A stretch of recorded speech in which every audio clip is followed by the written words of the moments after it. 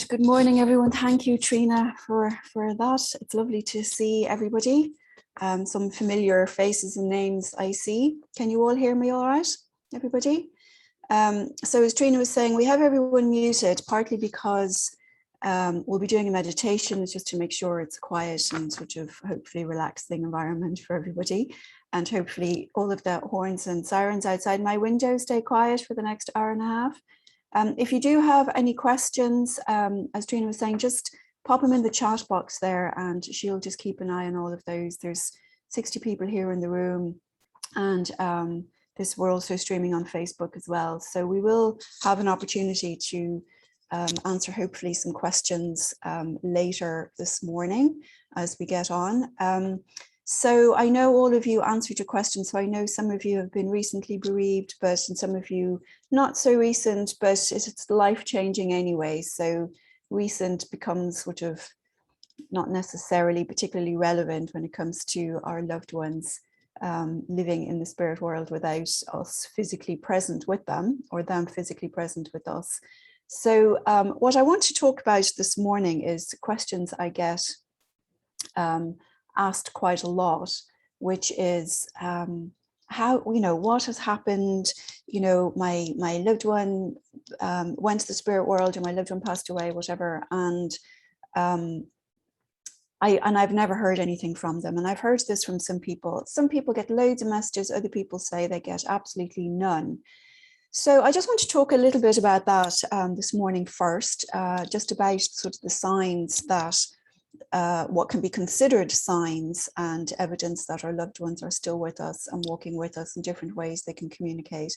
And then what we'll do is we'll move into a section where we're actually I'll bring you into sort of a guided journey or a guided altered state so that you can be receptive to your loved ones. Now, I will say there is a free guided meditation on my website called Sitting in the Power, and you're all very welcome to go to that, download that and sit with that.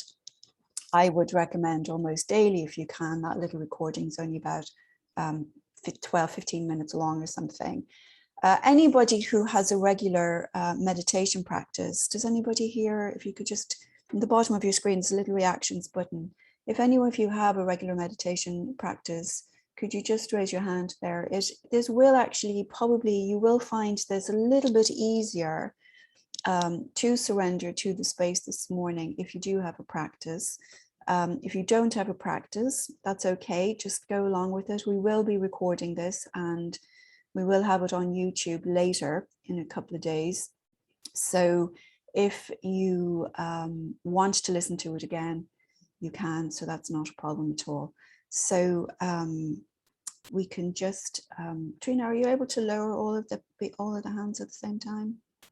I can do all that, yeah. All right. Yeah. The other thing I would love to do this morning, just before we get started real quick, if you wouldn't mind, if everybody, because I know there's people coming from all over the world and all different walks of life. So could you all just pop in the chat, just sort of a good morning to everybody in the room, and just to say good morning and where you're from. It'd be lovely to see all the different places everybody's coming from this morning. So we've got California, very early, bright and early in the morning. Boston's a bit chilly. Boston and New York, I know it's a bit cold here this morning. Philly, good morning. We've got New Hampshire, more from New York, lots of people from New York. Arizona, that's early there as well. And Scotland, it's quite late. I hope you've had your tea.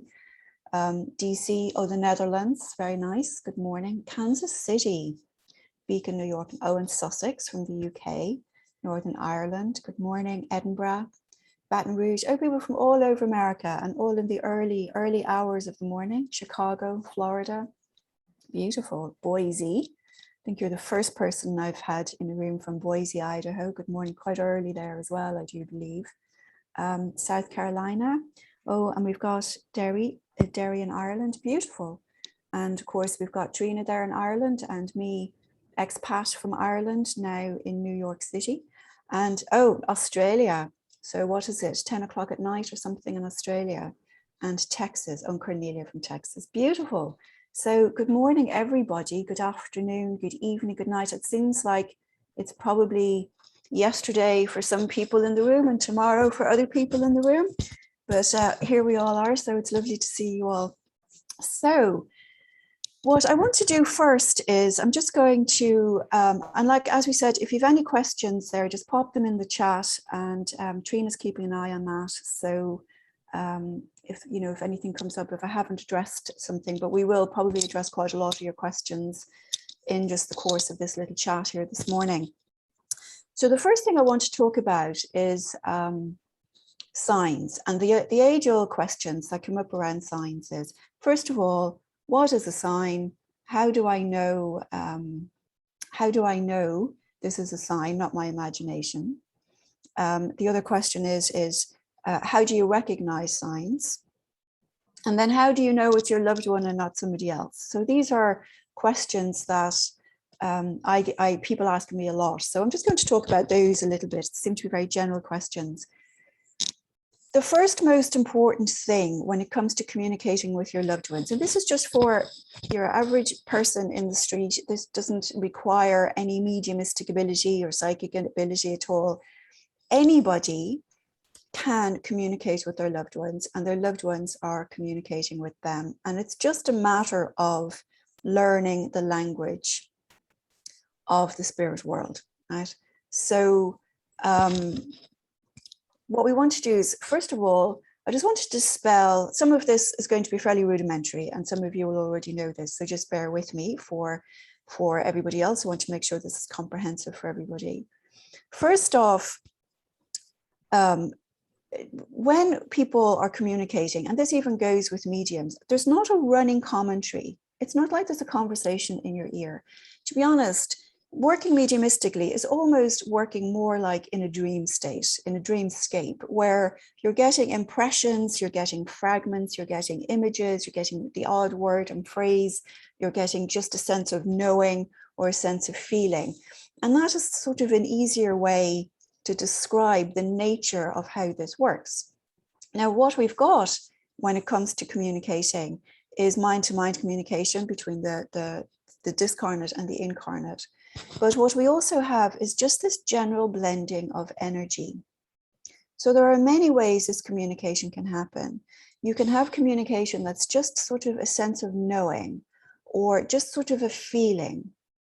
You can have it as, people can smell or taste, or, there's lots of ways to do it. So I'm just going to go and talk about some of these different things. What I want to do first, though, is dispel any expectation that communicating from loved ones in the spirit world is hearing them talk to you. And I'm saying this because these are the things that people ask me a lot.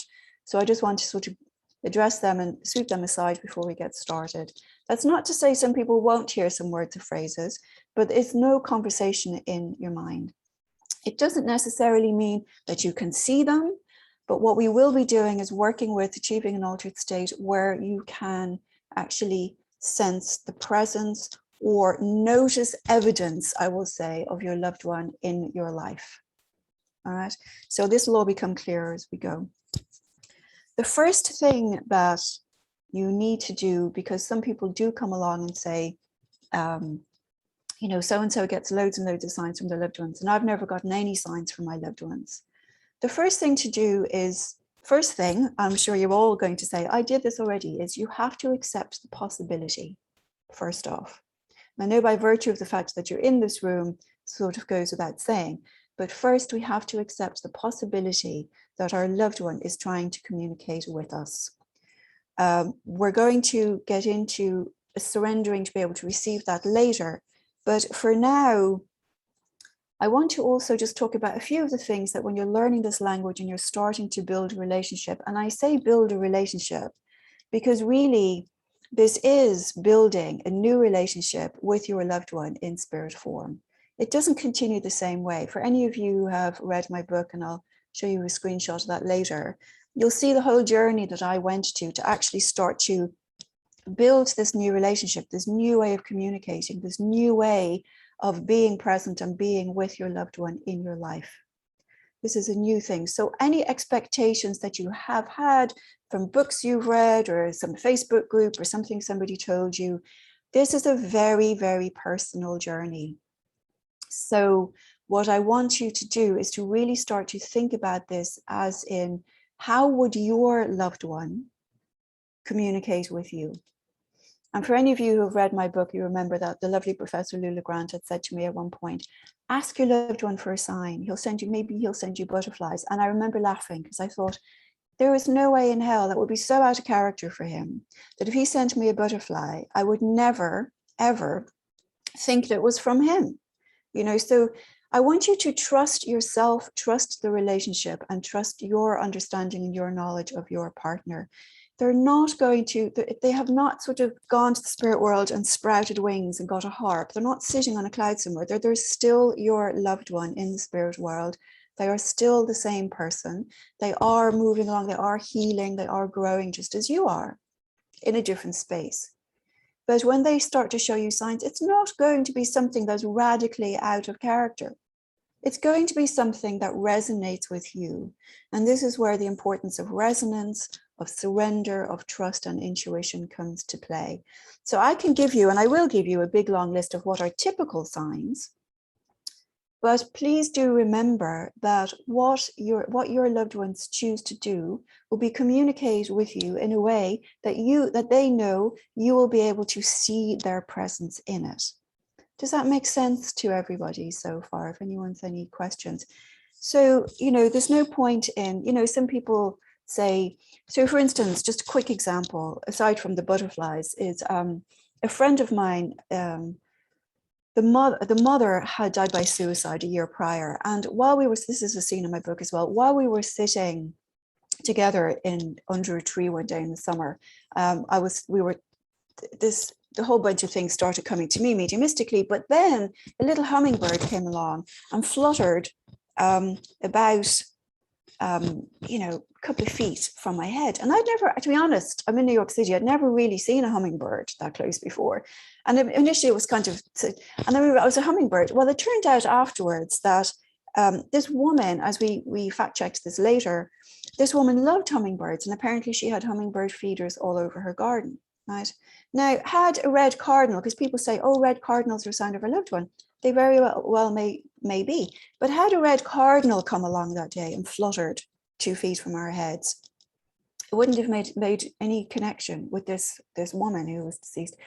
But the fact that a hummingbird, that she chose to influence a hummingbird to come, made all the difference in the world. So it was very specific. So when we went back and said it was a hummingbird, it made sense to the loved ones here why it was a hummingbird and not a dove or not a cardinal or something else. So please just keep that in mind. And please trust your loved ones to know what will resonate with you, as opposed to getting caught up in your head from a list of things somebody told you to look out for. So I hope that makes sense to you at all. If you have any questions, we can take them on those later. So having said all that, I will give you some typical signs that you've probably read. I mean, you can kind of get these anywhere. There are a couple of books that I will recommend later as well. One is Love Lives On by the lovely Professor Lula Grant, the late Professor Lula Grant, who was very helpful to me on my journey. And it's a book he wrote about grieving and recognizing what he calls extraordinary encounters, which are in common vernacular called signs. And that's a lovely book as well, if anybody would like to read it. But a lot of people have noticed feathers suddenly appearing, coins suddenly appearing, little stones suddenly appearing. Now, these will sort of make sense to you in the context of how your loved one or loved ones would try to communicate, So I've never seen a penny. Nobody's ever given me money, ever, but I was sitting in a meditation with my hands sort of open like this one time in a church one time. And a feather, and it was completely closed, there's no air conditioning on, there's no windows open. I'm just sitting there in the middle of a room, and when I opened my eyes, feather was drifting into my hand, Now, I always think of my father with feathers, because my father was a pigeon fancier, used to raise pigeons. And so when feathers sort of appear from nowhere like that, I would think of my father, As some of you who read my book knows, I balked at the idea of my fiance, for example, sending me a butterfly when Professor Lula Grant suggested that. But as soon as I balked at that idea and rejected it, I started seeing butterflies everywhere, but there weren't just the one delicate little butterfly landing on my shoulder. I mean, they were crashing into my head and landing on me, and everywhere I went, they were. But my fiance had a very dry sense of humor, you know, and that's exactly the sort of thing he would do. Had one butterfly come along, I would never, ever have thought of him. But the fact that I became inundated with an assault of butterflies in the days after that, I was like, that's typical of him. That's a typical thing of him to do. And so you've got to just be aware of the subtleties in any of the things that are happening to you. So don't get upset if you suddenly hear, I've never seen a penny, I've never seen a red cardinal. That's just not how your loved one is choosing. Your loved one is going to choose something that you will understand. So let me real quick just run through some typical things. I'm just going to put them out there for you.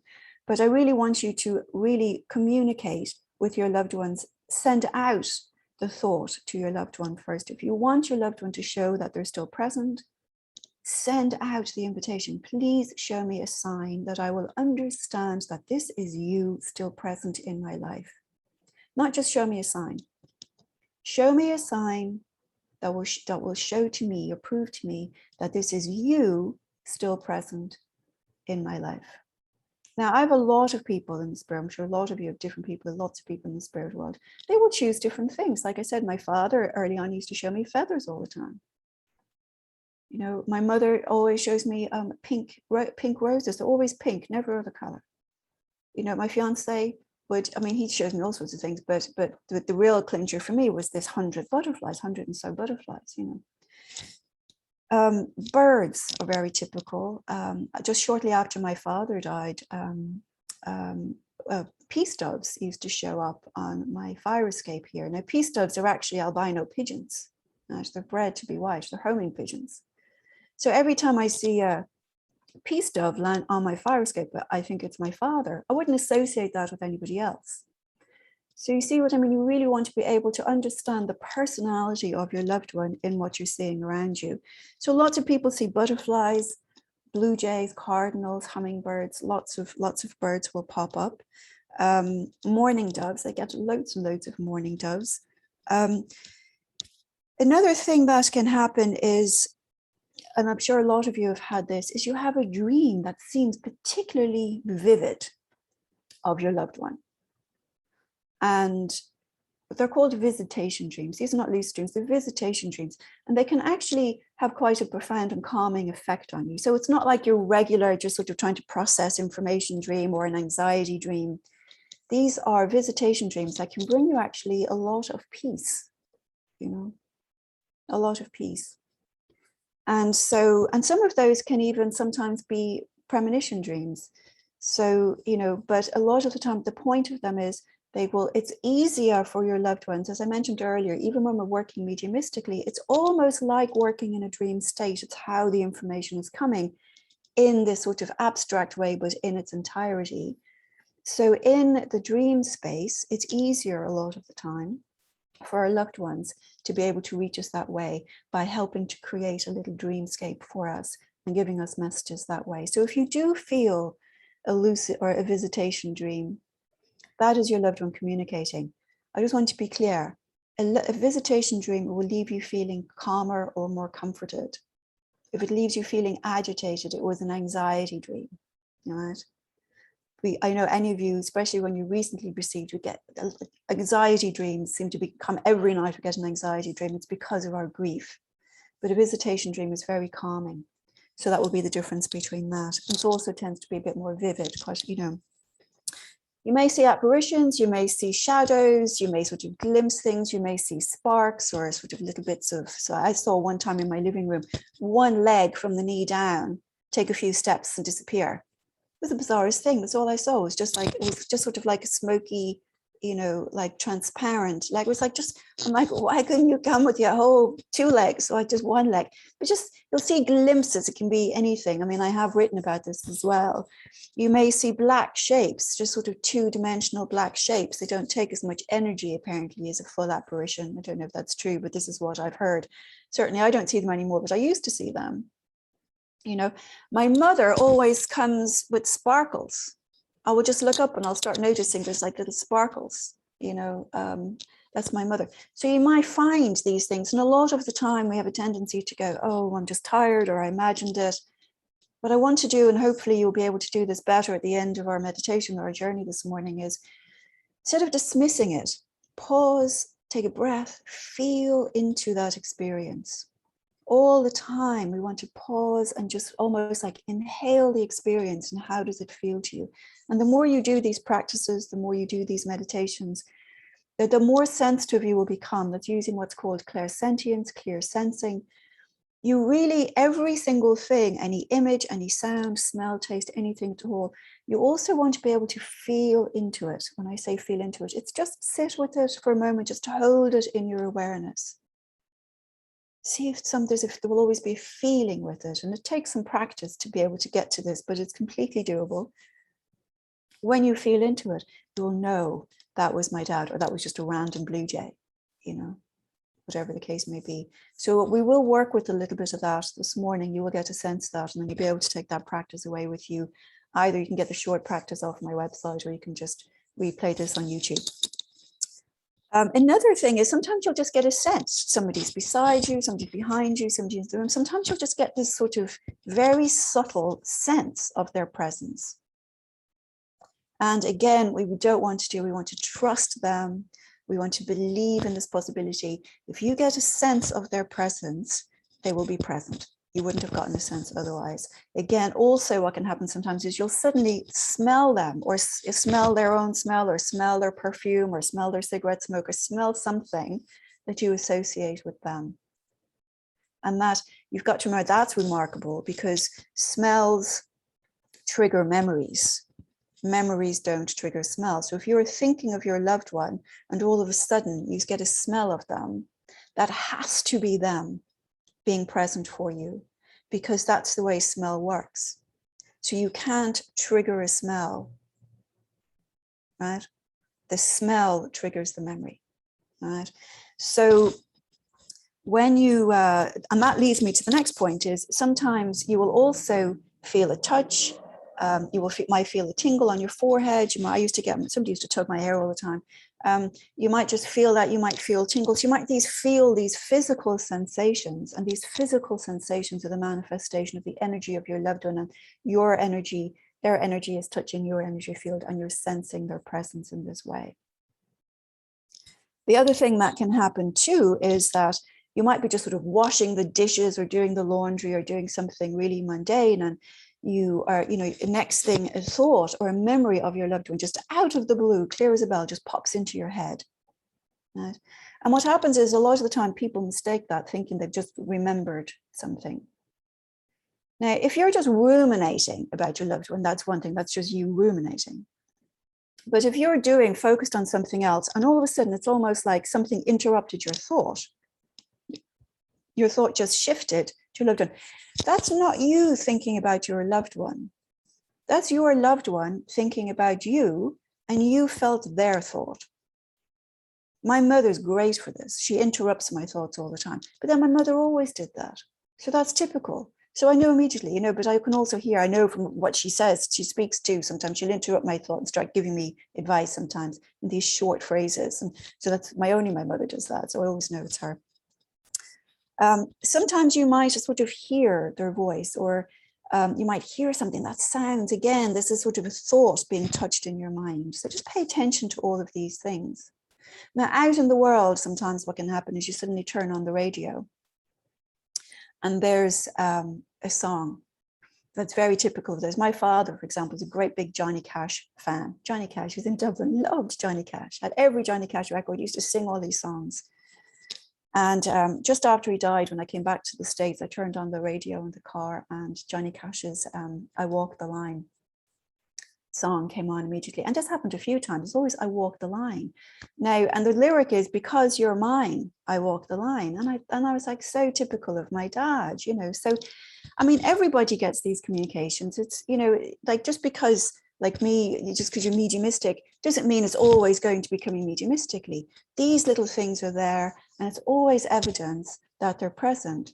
Now, the thing to remember about, if you see any of these things out in the world, they're present in that moment with you, right? And that's the thing to remember. When I turned on, I heard Johnny Cash singing I Walk the Line.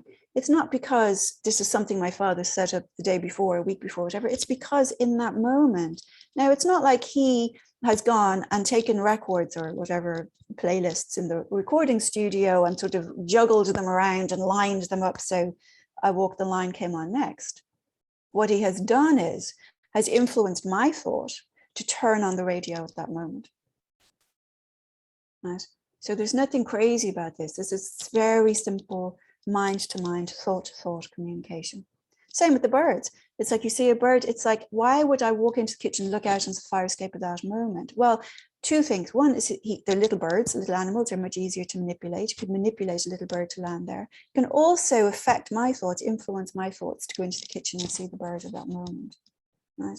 So there's nothing crazy. This is really more about the blending and the communication, and it's more about the evidence of how close your thoughts are to the thoughts of your loved ones.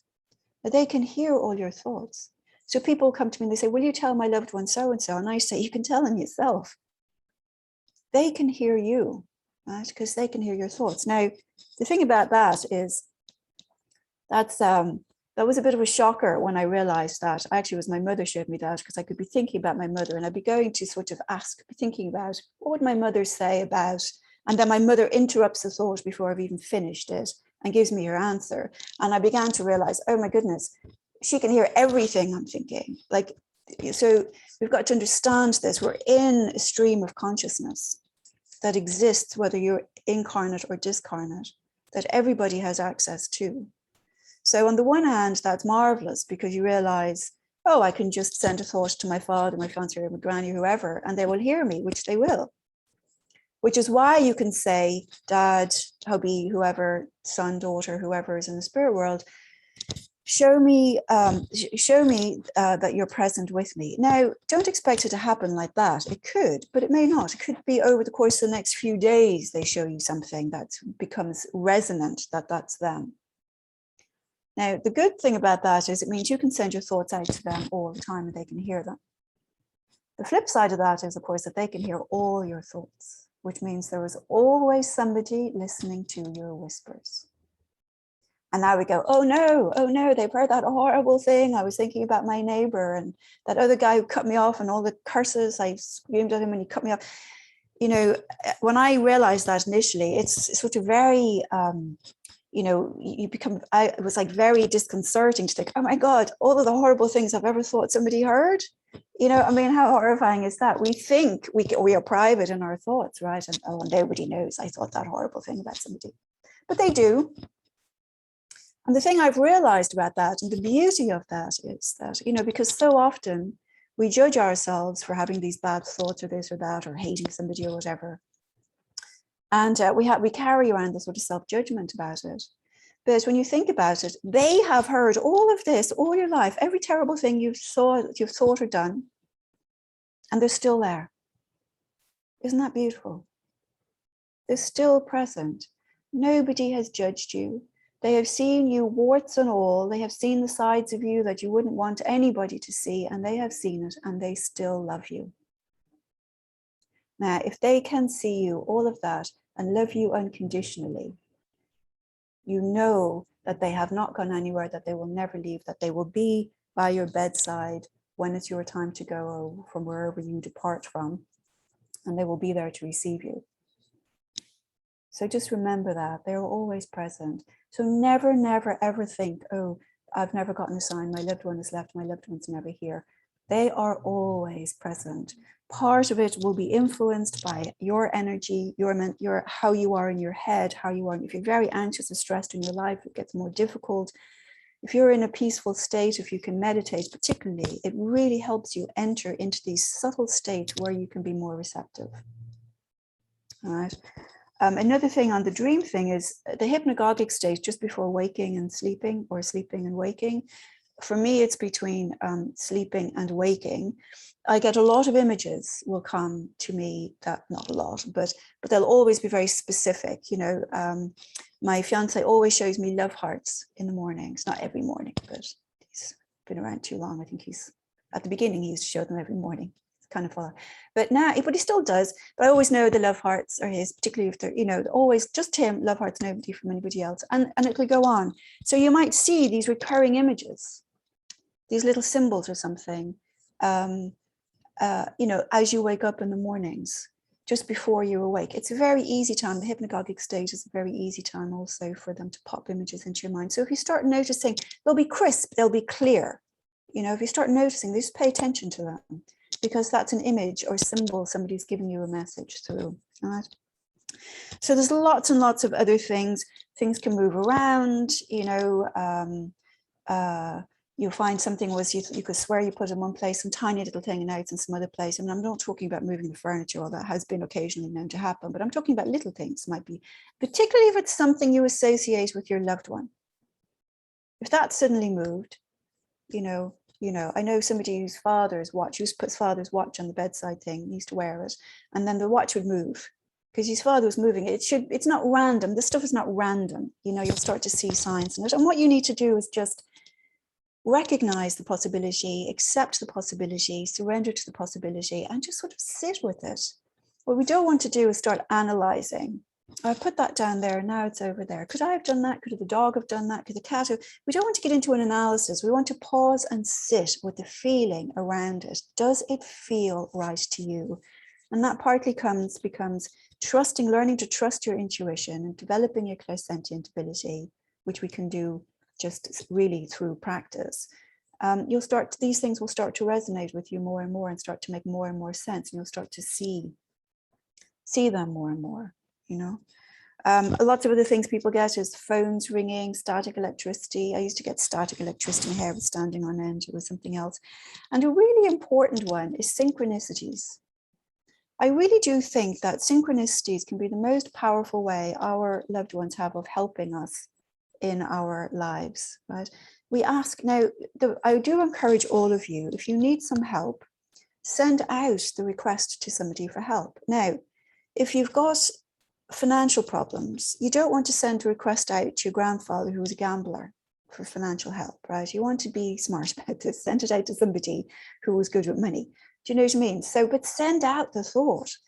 Can you help me with this? Can you show me a way to deal with this? And what will start happening is you'll start seeing synchronicities, coincidences, what seeming coincidences, which as we know is synchronicities, sort of an elaborate coincidence.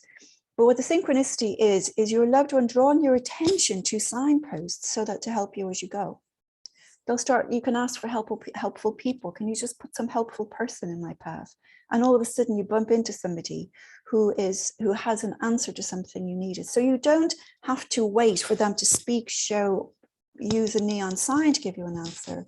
You can ask them for synchronicity, to show you a path, to put helpful people on your path, to help you get to where it is they want you to be, you know? Does that make sense to you all? I know one time I kept saying I didn't hear from my fiance for a long time. And I was like, are you here? What did you do? Did you run off with somebody else in the spirit world or something, you know? And well, if you're here, show me, because I can't sense you. I haven't been able to sense you for like weeks. And I went out to the store and there was 2 cars parked. On the way down to the store, there was a car and the license plate was me, you, Amor. Was the me, you, AMOR was the license plate, right? On the way down, I thought, oh, that's lovely. And on the way back, there was another one that said ILVU2 was the license plate on the car. And I took a photograph of both of them because nobody believed them. I posted on Facebook because I thought nobody's going to believe these 2 license plates. I saw one on the way to the store and one on the way back, you know. So be open. You want to be open. You want to be aware. You want to be, I mean, the thing is you don't want to be constantly trying to imagine what's life like for them in the afterlife. You know, what are they doing in the afterlife? Tell me what you're doing in the afterlife. What you actually want to do is to be fully present in your own life. Because it's only in being fully present that you are able to be aware, to sense, see, feel, hear, smell, or notice the communication going on. Just present. That's the most important thing, is to be able to be fully present in the moment, not reminiscing upon the past. Well, we're going to do that anyway. It's nothing wrong with it. But if you, the best way is to practice awareness, which is why I always bring this back to meditation, practicing awareness, practicing mindfulness, being present, being aware of your surroundings, being aware of you as you move through space and time. Then you will have a better chance. Or it'll be easier for them to make their presence known as well, which is also very healthy mentally, spiritually, and physically for you to live your life with a state of presence. All right. So really what we want to do is trust that they are present. You want to trust their love. You want to ask them for these signs. You want to give them an opportunity, and you want to be able to see them in it. You know. So we'll ask. I do want to get into the sort of the guided meditation, just to bring you through that sense. But what I want to do first is I really just want you to get settled. We can take questions after this. I don't want to get carried away with questions because we'll be here all morning and then we'll run out of time. And I really do want you to be able to experience this feeling of being in an altered state to make it possible for your loved ones to make their presence known. So what I do want to do is first, I would like you, and this is very, very important, come to this with no expectations. Anybody who has been reading loads about this is going to be more difficult for you because you're going to have a whole bunch of preconceptions. If you've never done this before, it's going to be easier. This is going to be a situation where we're inviting your loved one to make their presence known to you. They know better than anybody. You need to trust them better than anything you've read or heard. You could trust them better than me. I'm just giving you guidelines and tools to help you get there, but it's your loved ones who are here to try to make this work and make this connection work for you. All right. So please put aside everything you think you know about how this communication can happen, and please just surrender to receive. I'm going to say that again. The key to this is to surrender to them. And I hope this makes sense. Those of you who meditate will probably understand this more easily. We have a tendency to reach out with our mind, to send thoughts out, right? When I say reach with the mind, I'm saying send thoughts out. So if we get into a state here and all of a sudden you find yourself going, oh, I don't feel anything happening, or I don't know, is that you? Or my ear feels itchy, is that you? You're sending thoughts out. You're interrupting the stream, right? We want to do is receive. All I'm asking you to do, all they're asking you to do, let them do the work, let my voice do the work. Please just receive, surrender and receive. That is absolutely key. If you find thoughts wandering, if you find you're putting thoughts out there, just gently let that thought go, come back to the presence of the light that we will be sitting in, or the breath, or give your mind something to focus on. I always recommend, if your mind tends to wander a lot, just keep focusing, very focused on your inhalation and exhalation, or when we sit in the light, which we'll be going into in a minute, just to sit in the presence of the light. Anytime you find your mind reaching out or sending out a thought, you're interrupting it. So just very gently, just thank yourself for noticing that you're sending out thoughts, and then just let them very gently go and just sit in the presence and the quiet and the light and just receive. Now, this will be very different for everybody. Some people may actually in their mind's eye see their loved ones. Some people may hear something. You may have a memory triggered. You may smell something. You may just feel a very subtle sense of their presence. You may feel a tingling, or you may feel hot or cold, or you may feel like it's if a little breeze has gone. There's no end to the way this presence can be felt. What you don't want to be doing is going, was that a breeze? Was this, was that there? Are you there? You don't want to be having, I've said this 3 times, I'm going to say it 4. I've done this enough times to know it doesn't matter how many times I say it, people still do it. What we don't want to do is start trying to analyze the experience. If you are in your head, you are not in your energy body. If you're in your head, you are not in the altered state of consciousness that is needed for this blending to happen. Right. So I'd like you to think as if you're stepping out of your body, and that consciousness, just a primordial stream, the ether the proverbial ether, is just this universal consciousness in which we all live. Right. And it is by being able to sort of float into that without any inhibitions, without any analysis or anything like that, that's when our thoughts can merge and flow to each other. All right. So your mind, the ego and the mind, always tries to be helpful and never is. Right? So what we want to do is the ego starts going, this is not working, I can't do this, my loved ones aren't here, my loved one doesn't have. That's the ego. Give it something to do, tell it to focus on the light, tell it to focus on your breath. I want you to allow your energy body, your spirit to soar. Right? The ego is always there trying to be helpful, and it is never ever helpful. Right? Unless somebody's trying to mug you and your ego is telling you to run away, otherwise it's very rarely helpful. All right, so mostly the messages that we receive, if you receive it, it's just a sense. Now I say the messages are not literal. They don't have to be literal. It's not like you're suddenly going to start hearing my father singing, I walk the line. It's just going to be a sense. It's going to be very, very subtle. So please, please just be open to the experience. All right? Just be open to the experience, to whatever happened. This will be a recording. There will be, if you by all means can listen to it again. We will make it available for you to listen to it again. If you want to try it again, we will make the sitting in the power meditations available to you for free, so you can sit with those. So this is not like it's now or never. Nobody come to this right now. It's now or never. If I don't get this by 11:30, I'm never getting it. This is just getting your feet wet. This is just getting an experience of this experience, and you continue to work with this on your own time afterwards. All right. So everybody good? Anyone, any concerns, anxieties, anything else before we start? Just remember, we are inviting your loved ones to send out the invitation for your loved ones, those who love you, to join you. You will be surrounded by love and light, eternal and infinite love and light through this whole process, both from the Brahman, from the source, from the universe, and from your loved ones. All right. And indeed from each other in the room, and especially from me and Trina, because we really want you to have a good experience here this morning. All right. So we're going to be sitting now for about 20 minutes or a little bit longer. So please get very comfortable. What I will say is please make sure if you're lying down, you may fall asleep. So I don't recommend it unless you're in Boise, Idaho, and it's only 8 o'clock in the morning or something.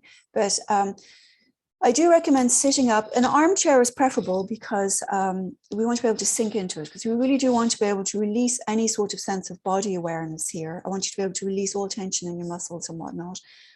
So what I want you to be able to do is just have yourself sitting preferably upright in a chair or somewhere that you don't have to actually tense any muscles to keep yourself there, because I want you to be able to completely relax. All right, so once you're there, and if there are any outside noises, just treat them like thoughts. Just be aware, just notice them, let them go.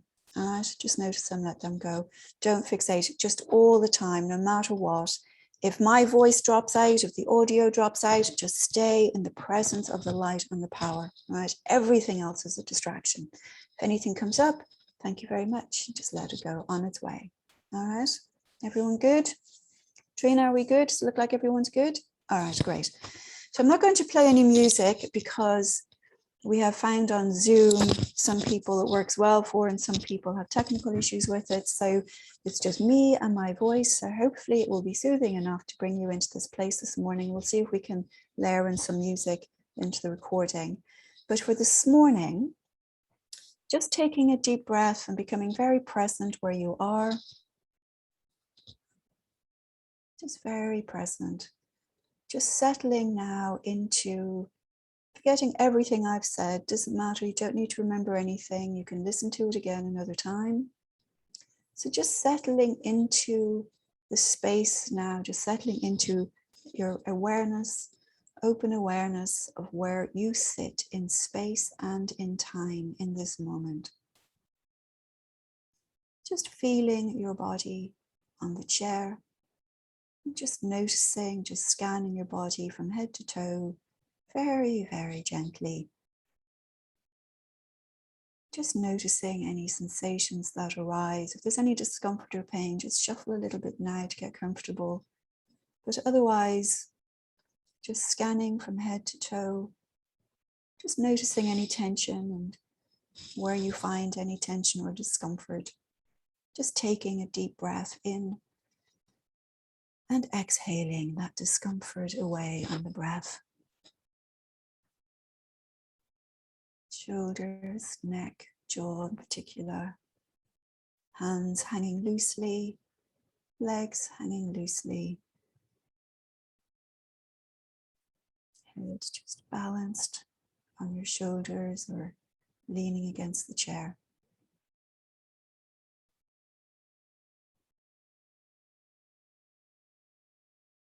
Another breath, just focusing on the inhalation and the exhalation. Simple act of breathing, the simple act of being present right here, right now.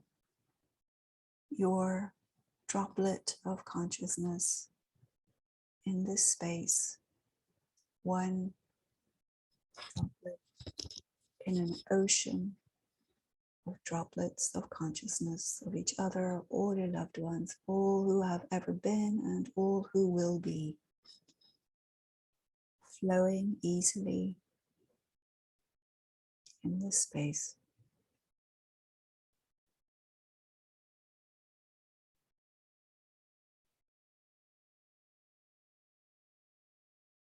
And now, very gently on the breath, bring your attention to a spark of white light at your heart center.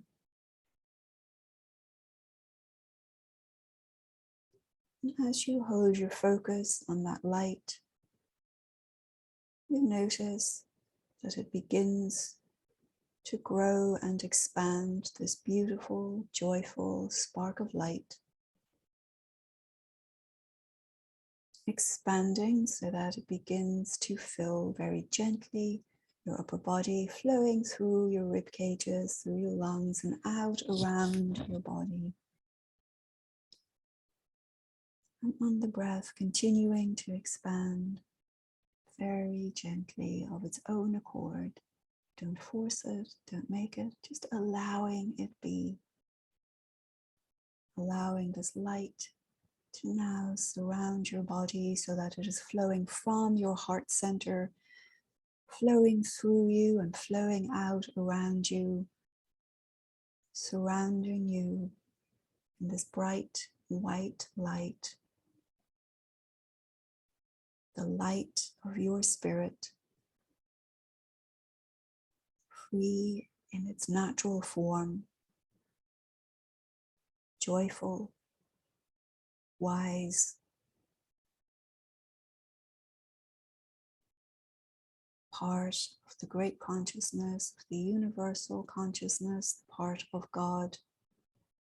It's part of you that existed before your physical form and will continue to exist after it.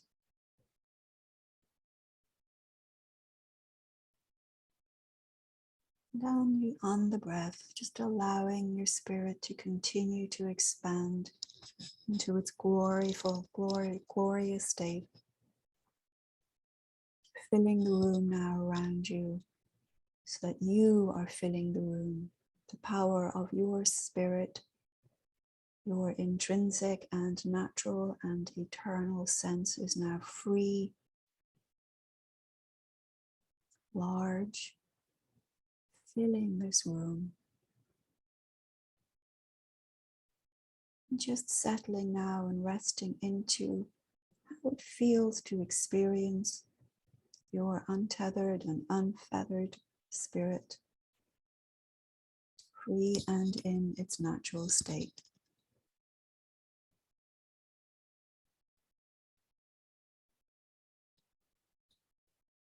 If the mind wanders, just gently allow that thought to go. Return to the bright, white, joyful light of the Spirit and your experience of your spiritual being.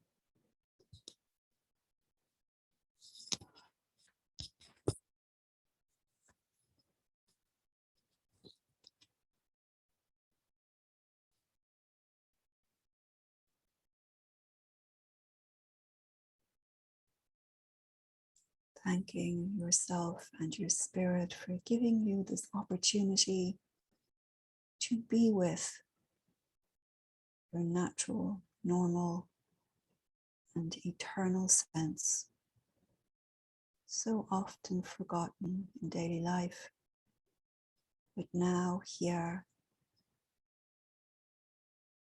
in all its glory, free and expanded, joyful and wise.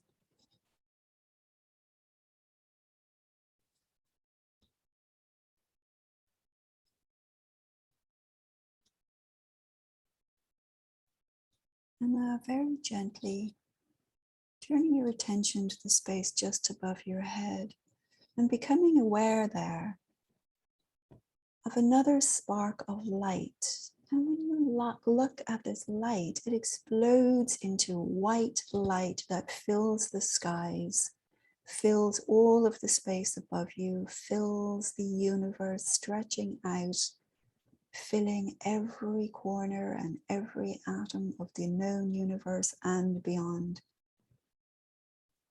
flowing through this dimension and all others. The power of this light is the power of God, the power of cosmic consciousness, the power of the source.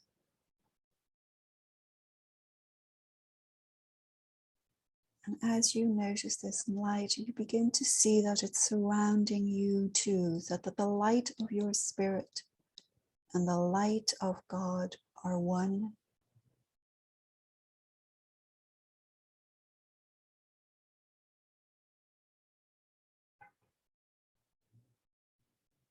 Just feeling now how it feels to be home, to be present in the unending flow of consciousness of all beings. Just floating, experiencing the sensation of presence, sensation of being home.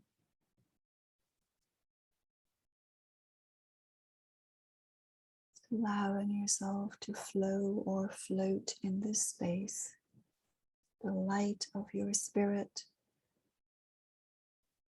completely free to move and flow and fly, floating in infinity and eternity.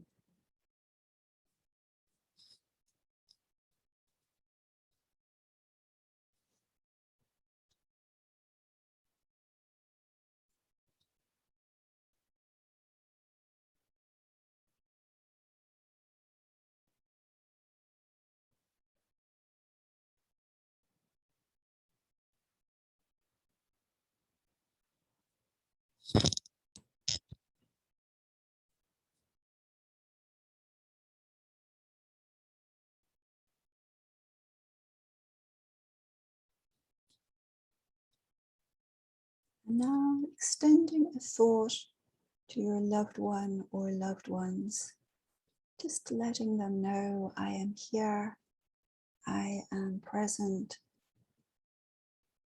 I am eternal.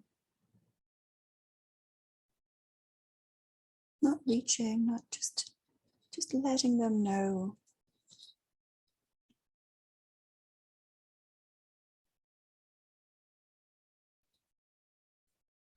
Sharing the feeling of being here with them. Don't worry if you don't have a sense of them or don't see them, they can hear you. So not thinking, not having a dialogue with them, just send out from your heart the feeling you are feeling in this moment of being present in the space where they reside.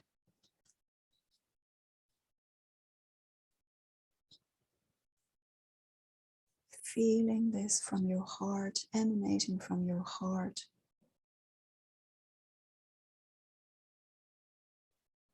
Feeling your love for them. Feeling your love for them so deeply in your heart that it flows from your heart into the spirit, into the light, where they can feel it too.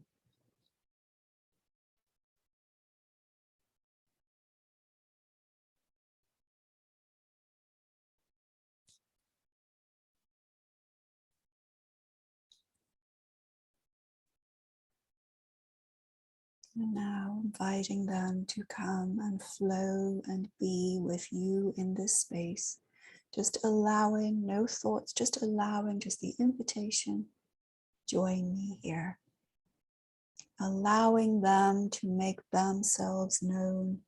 Don't search or seek or strive, just surrender to whatever way they choose to make themselves known.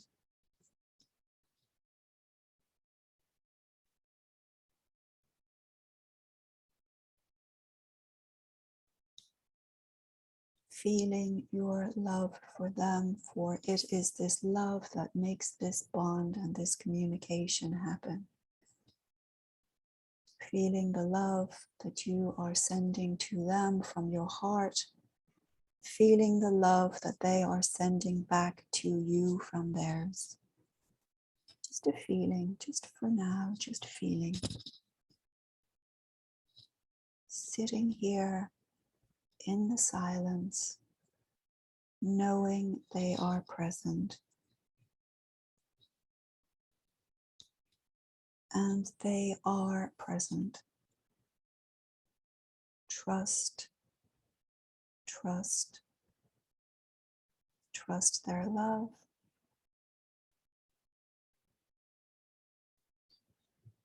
Be open to receive.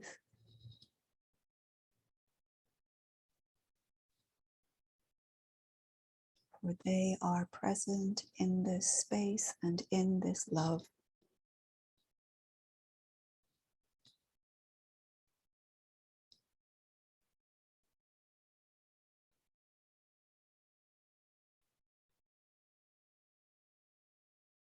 Now, whether you see, sense, feel, or hear them, doesn't matter, just knowing that they are present.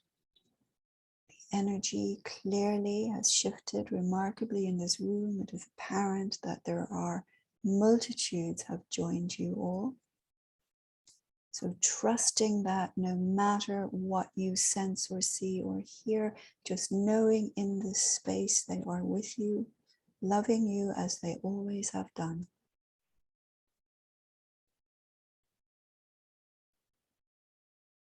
Share with them your favorite memory.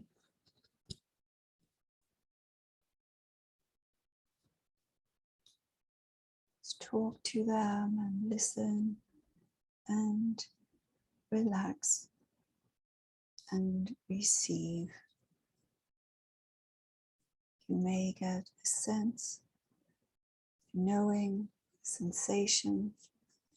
You may get an image or a word or a smell. You may have a memory suddenly come back to life. This is them touching your thoughts with theirs. It's very, very subtle. Just trust and surrender and receive.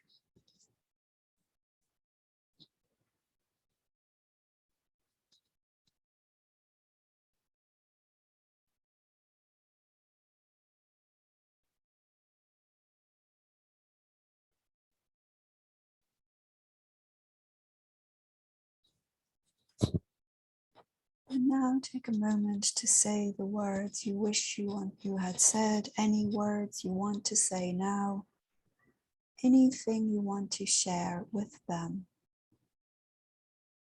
Take this opportunity now while their energy, their subtle being surrounds you.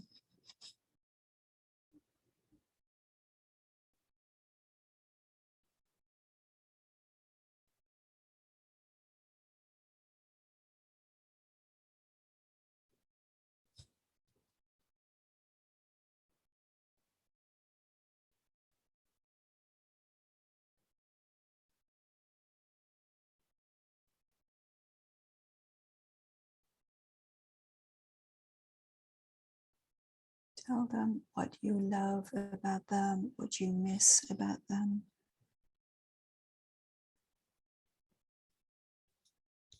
Just speak.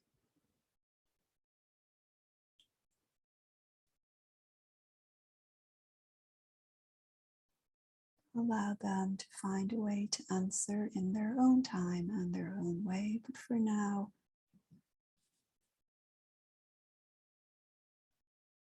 just touch and feel their love for you and yours for them.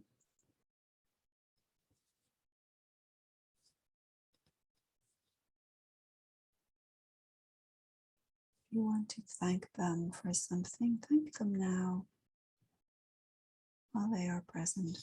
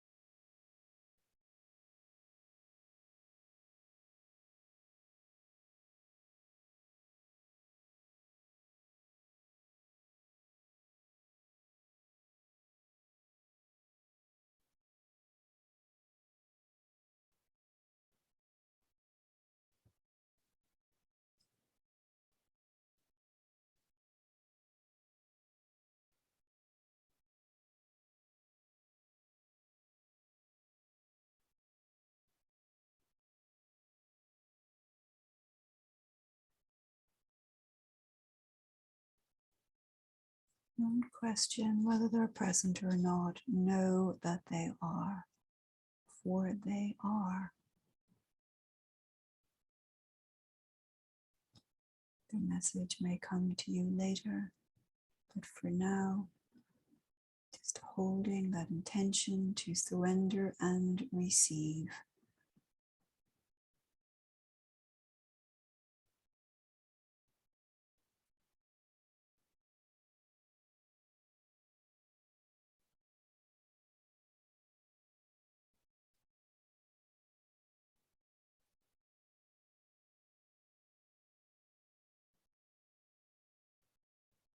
If you need their help or guidance, ask them now. Please help me with. Please show me a way.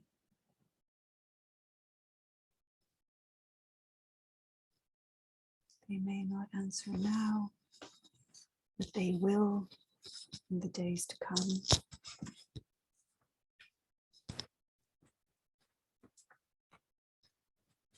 What's important is that you extend the request.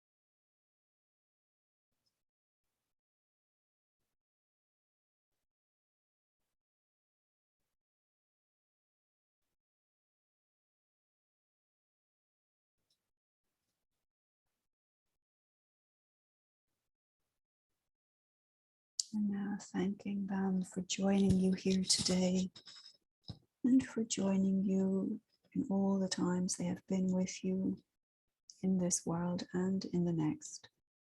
And all of the times that they will continue to be with you as you move forward.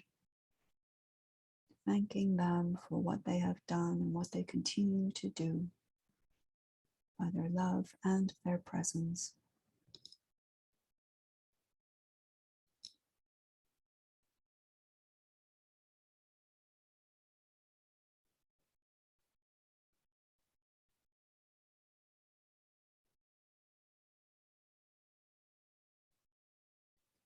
Now, before we leave this place, there is one request we will make of them. And the answer to this request, before I tell you what it will be, will come to you very quickly and very subtly. You may get something very clear. You may get something that you may feel you got nothing at all, but I guarantee something will come. Perhaps a memory, something you have not yet seen, a feeling, a knowing, an image, a sound. You will not know. But before we leave this place now, very clearly ask them to show you something that will prove they were present.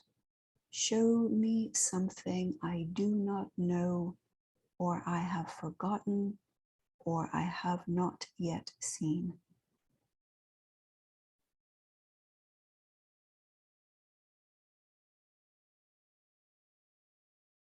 That image, thought, feeling, memory will have already been received. So just holding whatever that may be, as subtle as it may be, just holding that.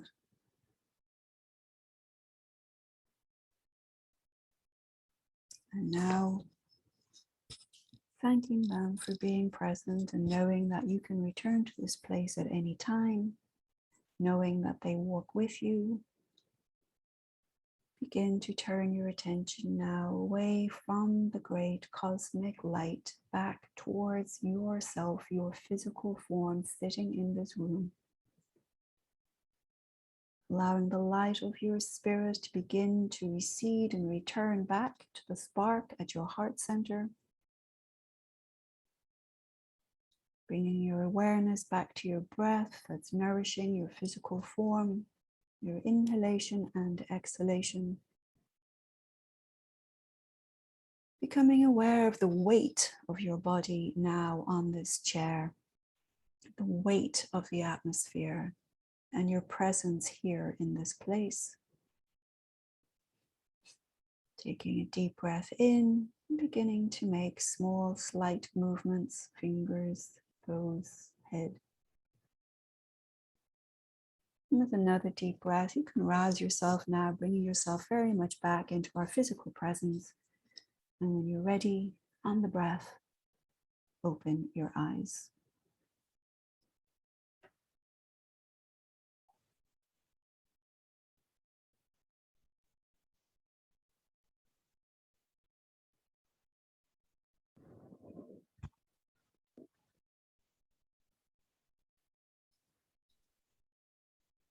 Okay, lovely. So before we take questions, I'll turn the camera off so we won't stream and record your questions, but I will. What do you think, Trina? Should we do that or just take chat messages? Maybe just take chat messages? Okay. I won't mention names, so it's still private. They're good questions. All right, great. So a couple of things I just want to say before we start taking questions on that is that image at the end, well, image, sense, sound, smell, whatever it may be, I will guarantee you all received something. You may not quite know what it is that you received yet, but you will have received something. So I do recommend that after this, if you want to make a cup of tea, if you can find 15 minutes just to sit in be mindful, be present, sit in sort of a form of meditation, and just allow that to arise from within you. Don't reach out with your mind or make something up. Just allow it come back to you, because it will. Just to give you an example for anyone who hasn't read my book, I did this exercise a long time ago, and I asked my fiance, show me a sign that you're present. And he showed me this just yellow thing that looked like an omelette, or no, looked like somebody had folded up a yellow blanket, you know. And I was like, what is that? Just yellow folded up thing. And I thought, well, that was the stupidest thing ever. And I thought I just made that up. I just popped that image in myself. And I thought, well, that was rubbish. That didn't work, right? And I went and I made a cup of tea and I turned on the TV and I was watching the movie. The Lovely Bones was on. So I watched The Lovely Bones. And at the end of it, there's a scene where they're out having a picnic at the very end of the movie. And there's a medium in it, a girl in it plays the part of medium. And she goes out and they actually go have a picnic. And the medium was sitting on the folded yellow blanket, you know. And so all of this I thought was rubbish at the time. It was actually something I hadn't yet seen. And there was a message in it, because it was the medium, not just some random thing sitting on the blanket that he had brought my attention to.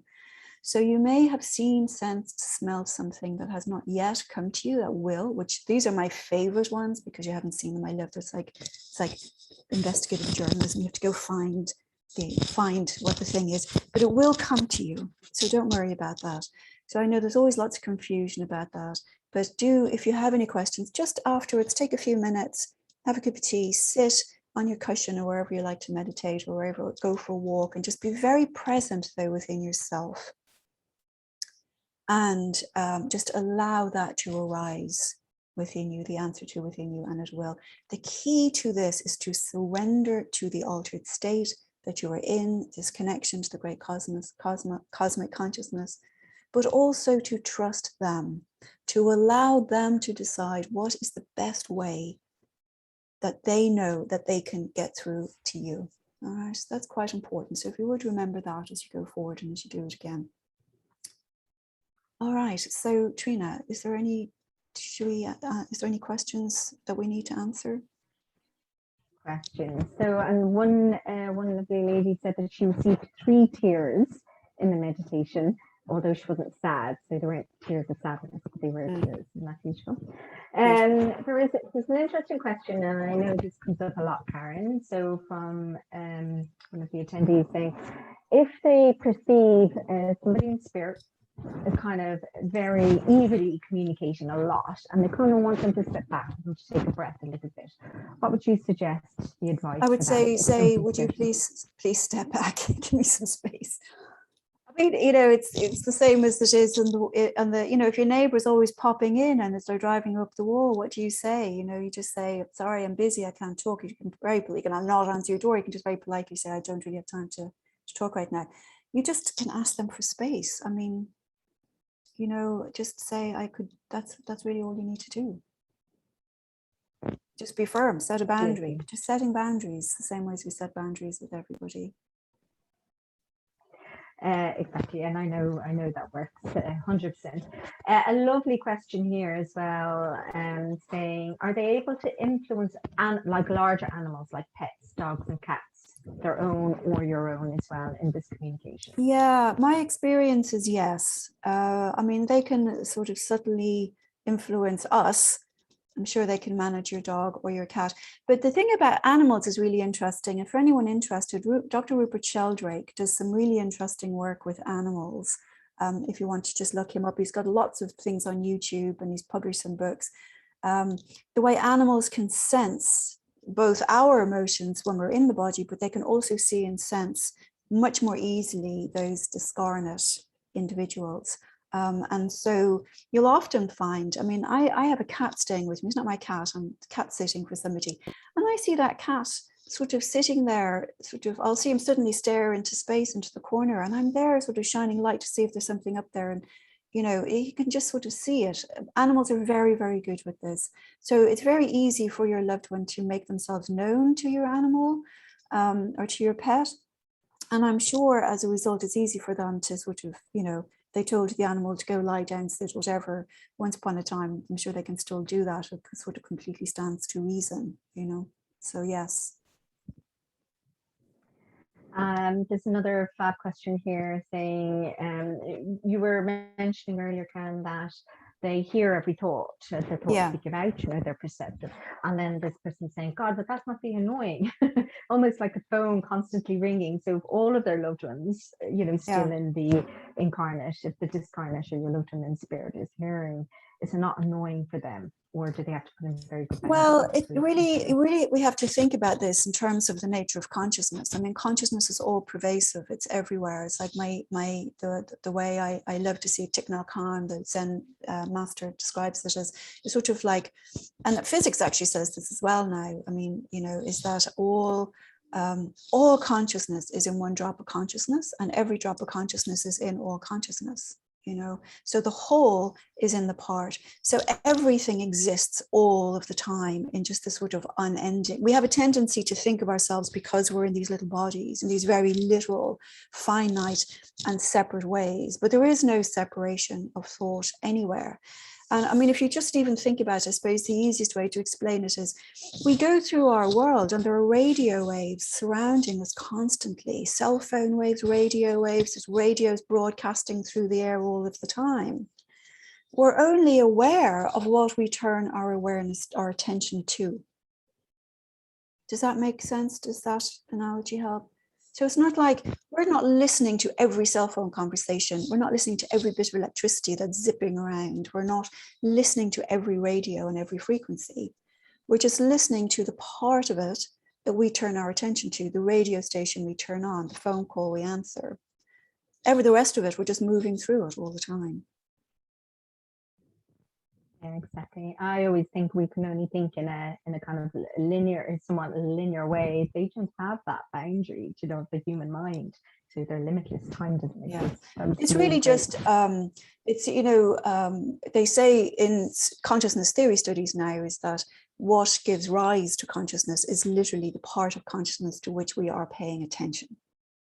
So it's really about where we're placing our attention, which also in a very, I don't want to say it's in a real new agey way, sort of in a way supports this old adage of where what we think we are, where we focus our thoughts is what we manifest. I mean, that's a very sort of new age interpretation of consciousness theory, but this is what they're sort of seeing, like the theory now of consciousness, like electromagnetic activity. It's an actual fundamental property of the universe, and it's all pervasive. And, when Thich Nhat Hanh talks about it, he describes it as like waves arising out of oceans. The wave arises and then returns to the ocean, arises. And this is sort of how we are arising and folding back into this consciousness all the time. But, we go through our whole lives sort of surrounded by noises. I do actually a sound meditation. If anybody who would like to join me, it's on my website. On Saturday mornings, we'll be doing a series of 3 meditations. But working with sound as well. And it's not until you actually start paying attention to stuff, you start recognizing how much stuff is going on. So this is also the way, we also have an awful lot of thoughts in our heads. We don't pay attention to them either, so it's not a constant every TV station, every radio blasting. It's just what particular piece of that frequency are we paying attention to at a moment in time. That's what we're hearing. The point I'm making about thoughts is they are accessible to everybody at any time. So, it's not like your old neighbor from down the street from when you were 2 is sort of listening to everything you're rambling and ruminating about. It's the bond of love between you and your loved ones that really makes this possible. But anytime your loved ones can hear anything that you want. Does that make sense? It's not like every single being that ever was and ever will be is listening to every thought in your mind. We're more like radio. We're tuning in and tuning out and focusing our attention, our awareness in different places. But it is all there and it is all accessible at all the time. So nothing is hiding in our skull. I'm sorry, ladies and gents, to say. And you've answered a lot of questions by saying that. That's wonderful. Thanks, Karen. I agree. There's a great question. Why do some mediums say that it's not possible for them to communicate with their loved ones in the spirit world? This is a misconception. Some mediums say, isn't it? That it's not possible for them to connect.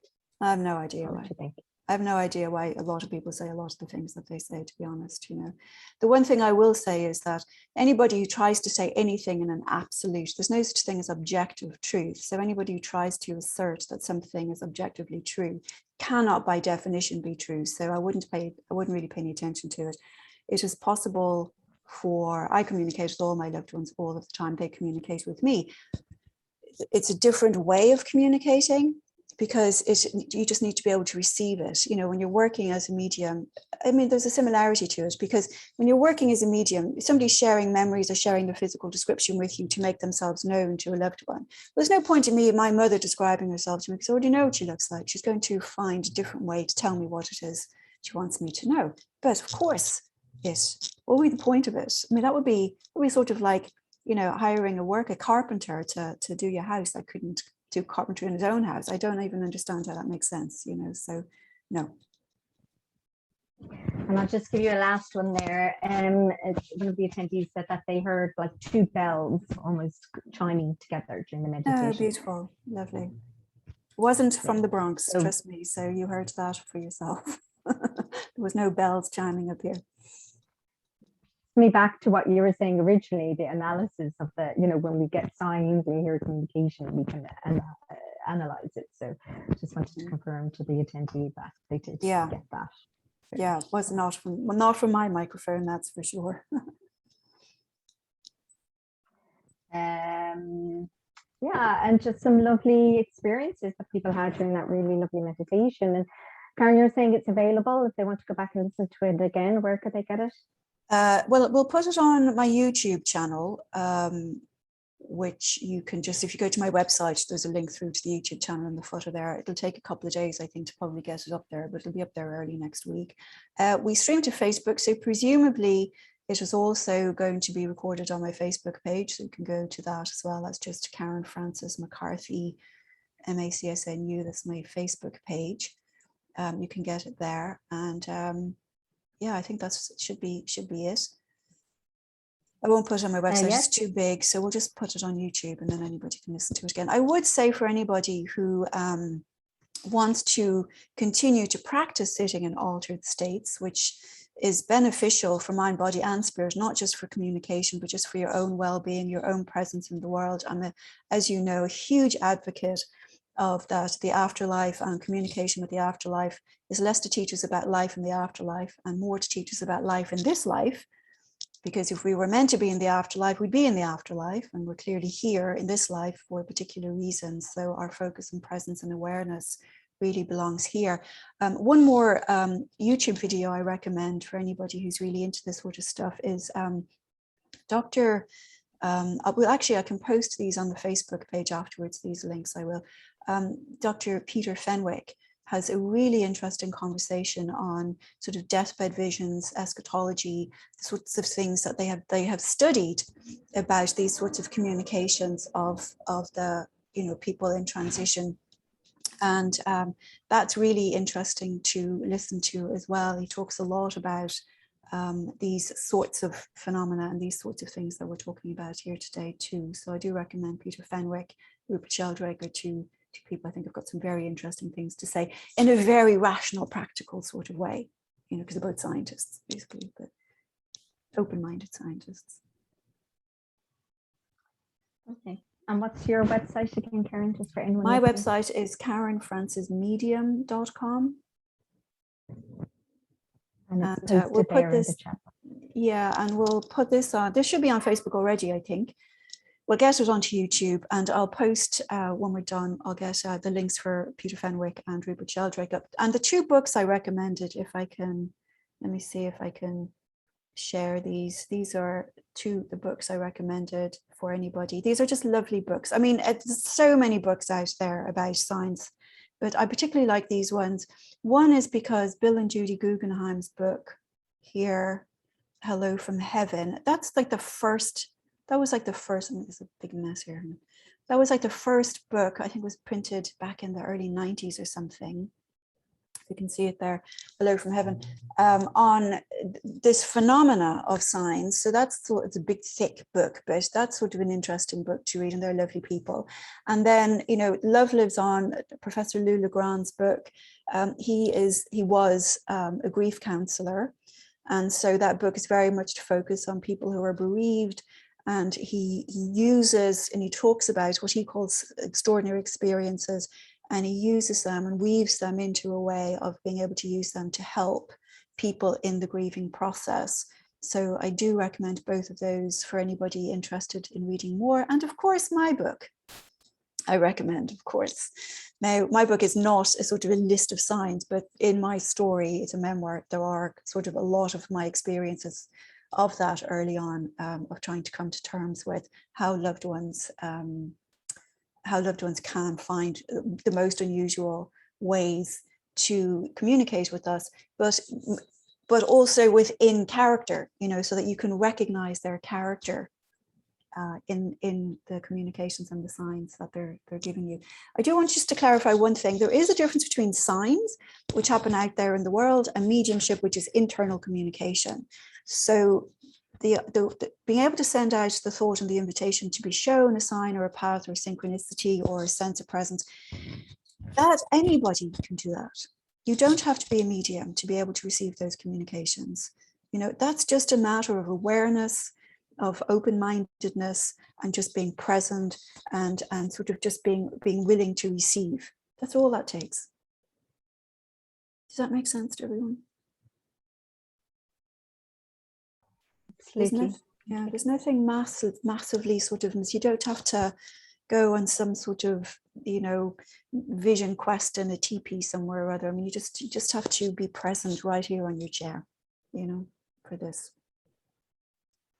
So does anybody have any last minute questions about the actual guided meditation, anything they're not sure about before we go? About the little journey, about their experience on the journey? Or does anybody like to share anything about it? There's a question, if you have time, Karen. Somebody was saying that a while ago during a reading with a medium, that the medium said that their partner came through wearing a cowboy hat and they'd kind of dismissed it. But during your meditation today, they were made aware again of the cowboy hat on their loved one. And they're wondering, why do you feel that like a similar message or the similar image will come back? Well, I think the best way to, if the cowboy hat has got no relevance to the individual while they were here in any way, shape or form, it seems kind of unusual. There's the possibility that the image that the medium said came back as recall during this is a possibility.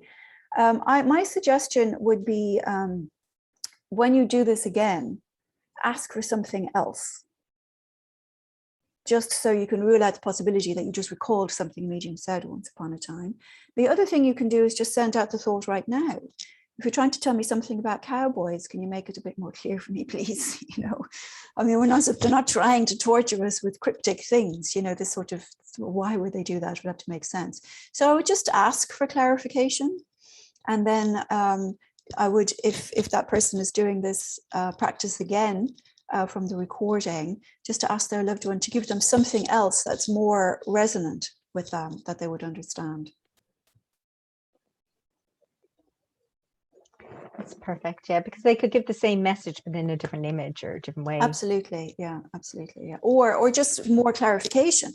You know, I mean, if they're trying to say to somebody, you know, you should pack up and move to Sedona, Arizona, then show them something else about Sedona. That's not what I'm saying. They're saying, I'm just saying, if there was a message like that, ask for something else to give more clarity. I've got some humdingers of images and I'm just like, I don't know what that means. And you're left for weeks ruminating on it, going, what are they trying to tell me? Well, so the key to that, something else. Yeah, the key to that is you really don't want to ruminate, because all you are then is in your head. And if you're in your head, you're not in the altered state, and you're just ruminating in your head, you're not communicating with them at all. So just let all of that go. The key, never analyze. If you're analyzing, you're in your head. You're not in an altered state. This could only happen in that subtle shift of energy. So if you're not clear about something, ask. But don't try to analyze. Ask, or ask for something, you know, if they showed it, they're going to be willing to explain it. So just ask for a little more. Great advice. Some people saying thank you. They really enjoyed today. It's a great program. Many thanks. And I'm sure you can all pop over and rewatch it again. Would you think, Karen, that the more you do something like that meditation, you get something different every time, or you go deeper every time? Well, I wouldn't suggest doing this every time. because I feel like what would be serve you better is to develop a meditation practice, to sit regularly in the power, which is I know some people in this room do this because they've been listening to me saying this for a long time. Sit in the power to build up your own, the own power of your own spirit and the expansiveness and the presence of your own spirit. It makes it easier to receive. So you'd be better off sort of doing this month, and then building a meditation practice or a presence, a practice of power in the presence over the next couple of months. And then trying it again later. But I wouldn't keep doing this all the time, because I have a feeling that what could potentially happen here all the time is that you just sort of end up doing it too much. It becomes too familiar to you. You kind of know what you're doing beforehand. You could be repeating stuff, getting in your own head, getting in your own way. I think it would be better to really work on your own clairsentient ability, your own intuitive power, and to do that by sitting with the guy in the power meditation, and then down the road doing this again would be my suggestion. It's wonderful. Great. Thank you. I think that's all the questions for today. Terrific. Well, thank you all for coming. I hope you enjoyed it. I hope you all had nice experiences. What I do want to just reiterate again, for anybody going away and is going to be into the kitchen making cups of tea or getting into the Ben and Jerry's thinking their loved ones didn't show up, I guarantee you they did. They absolutely did. I have done this many times with hundreds of people. They always come, always. The question is were you, did you have expectations of what that communication should have been, such that you overlooked the subtlety of the energetic shift? Is a huge issue that some people who think they didn't get communications, that's usually what has happened. Their expectations, they thought they should be feeling, seeing, touching, whatever, and they were crowding out, the mind was crowding out the subtle shift that was happening around them of their loved ones. That again is something you overcome through meditation. So that's the best answer to that. The second thing is, as you go forward now from this, just send out the thought. Can you show me this? Can you show me? And don't say, show me this. It's not like you don't want to give them a laundry list of stuff they have to show you. That's not going to cut it, because what you could easily be doing is in your mind, starting to look for that stuff. What you want to do is just to send out the thought, please show me something to show me that you're present, something that I will understand, that I will recognize as you, and allow them to do it. Allow them to catch your attention, because that's where it'll feel like an authentic experience. Right? Do bear in mind that they don't all of a sudden just pop over to the spirit world and become fluent in the language of the spirit. And now, it does take time. I know when my fiance passed, there was this sort of period where I was very much aware we were both learning this new form of communication. So anybody who's very recently bereaved, don't think that they've suddenly become the spirit language, fluent in spirit language within minutes. It does take time. And it also just takes time for you to learn to be in this new relationship with each other too. So please give yourself and them that sort of time, and just enjoy learning this new way to relate to each other, and enjoy learning these new forms of communication. I mean, it can be really good fun, because you can just remember they're there, they're listening. You can ask for different things.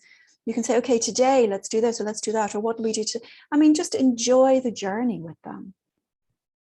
Allow them to be part of this relationship. Don't be dictating what you think you should be getting, what you want to be seeing.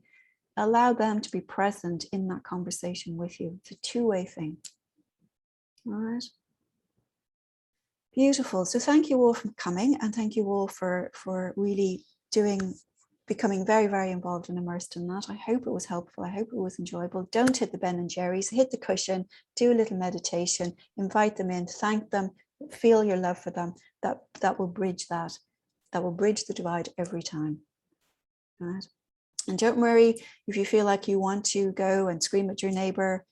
Your granny is not going to hold it against you. All right. So I'll say thank you all very much. Have a lovely rest of your weekend, and I hope we will see you again soon. If you have any comments or whatnot, you can post them on Facebook or the YouTube channel when we get that up there as well. All right, and we'll try to answer those questions. Okay, beautiful. Thank you all. Goodbye. Thank you, Trina. Thank you from Trina too. All right. Thank you. Okay, bye-bye.